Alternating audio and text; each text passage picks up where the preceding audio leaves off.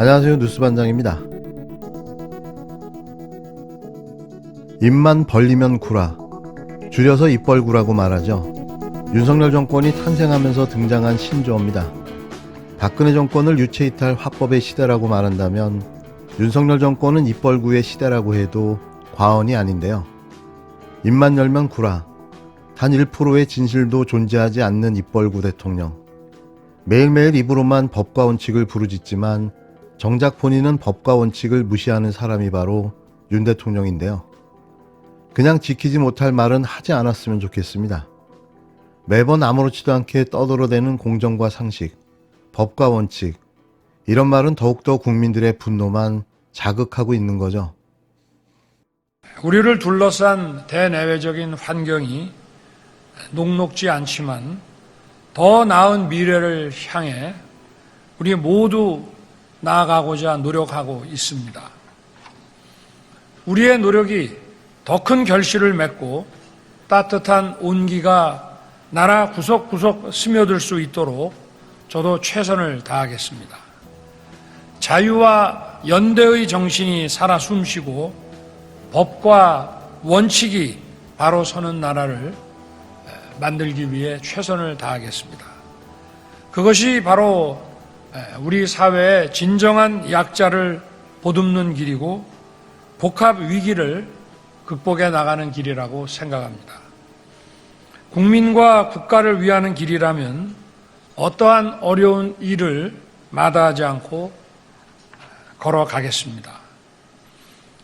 제가 처음 정치에 발을 디뎠을 때의 그 다짐, 자유민주주의를 수호하고 지켜나가겠다는 소명을 이 자리에 서서 다시 한번 새기고 여러분께 약속드립니다. 저는 이 자유민주주의를 지켜나가야 한다는 이 소명을 받드는 것이 예수님의 가르침을 실천하는 것과 다르지 않다고 늘 생각해 왔습니다. 거룩한 예수님의 사랑으로 대한민국이 다시 한번 새롭게 도약할 수 있도록 성도 여러분께서도 지혜를 모아주시기를 부탁드립니다. 역사의 고비마다 큰 힘이 되어준 한국교회가 온 세상의 빛을 밝히는 등불이 될 것이라고 기대합니다.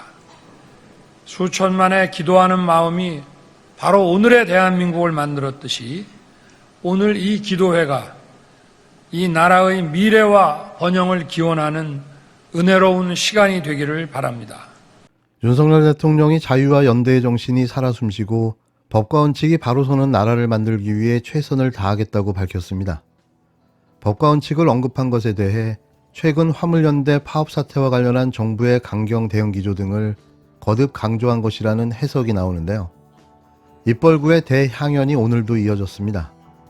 윤 대통령은 5일 서울 강남의 한 호텔에서 열린 국가조찬 기도회에 참석해 우리 사회의 진정한 약자들을 보듬는 길이고 지금의 복합위기를 극복해 나가는 길이라며 이렇게 말했는데요. 윤 대통령은 자신이 무슨 말을 하는 건지는 알고 말하는 걸까요? 그냥 써준 걸 아무 생각 없이 읽어대는 걸까요? 최소한의 양심이라는 게 있는 사람이라면 이게 가능할지 의문입니다. 윤 대통령은 대내외적 환경이 녹록지 않지만 더 나은 미래를 향해 나아가고자 노력하고 있다며 우리의 노력이 더 큰 결실을 맺고 따뜻한 온기가 구석구석 스며들 수 있도록 최선을 다하겠다고 말했는데요. 또 우리 국민과 국가를 위하는 길이라면 어려운 길을 마다하지 않고 걸어가겠다.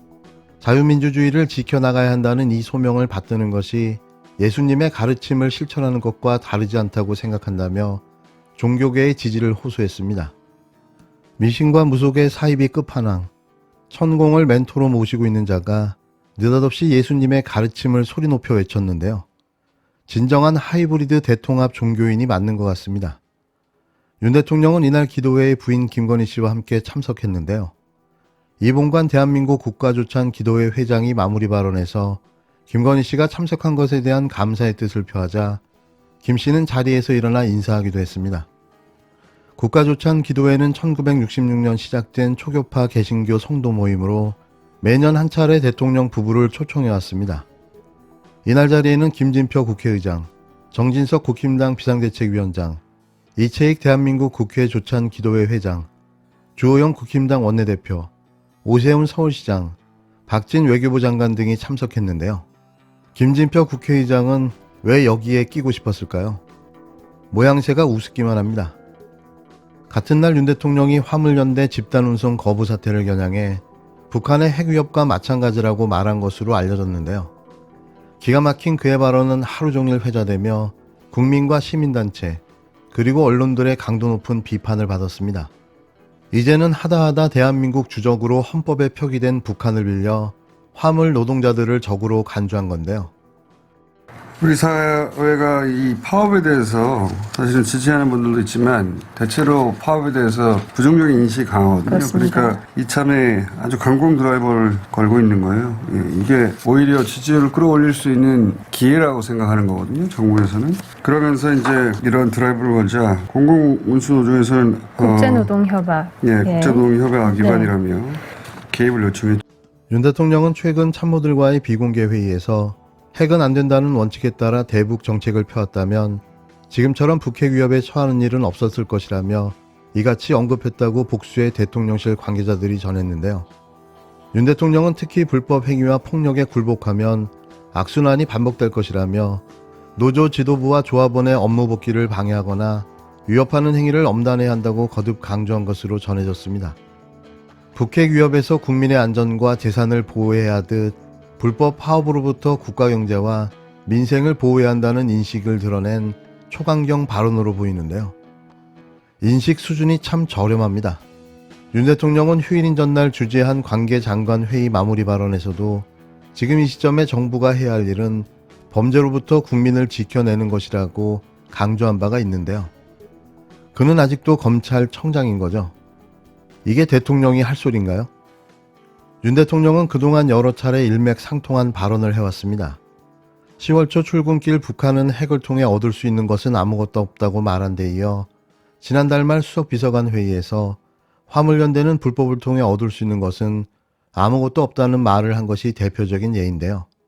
평생을 힘으로 상대를 굴복시키며 살아왔던 검사 출신의 대통령이 오로지 할 수 있는 거라고는 상대를 힘으로 굴복시켜 쓰러뜨리는 일밖에는 없는 겁니다. 광주의 한 이태원 참사 희생자 장례식에 경찰과 검찰이 찾아와 부검을 통해 마약 검사를 하겠냐고 제안했다고 합니다. 그것도 장례 첫날의 말입니다. 광주뿐만 아니라 서울, 경기 등 여러 지역에서 벌어진 조직적인 부검 제안이었습니다. 거부할 수 없는 윗선의 지침이 있지 않고서야 동일한 부검 제안을 여러 지역에서 거의 동시에 할 수가 있겠습니까? 희생자들을 마약 사범으로 몰아 부검을 하자는 윤석열 정부는 누구를 위한 정부입니까? 도대체 어느 나라 검찰이며 경찰입니까? 하늘이 무너지는 고통 속에 있는 유족들에게 사람의 도리도 저버리라는 폐륜 정권, 이게 바로 윤석열 정권의 민낯입니다. 국가가 제때 지켜주지 못한 희생자분들을 마약 사범으로 몰고 싶었던 이 호환무치한 정부의 속내가 드러난 것입니다. 들은 사람은 있는데도 말하거나 시킨 사람이 없다는 검찰.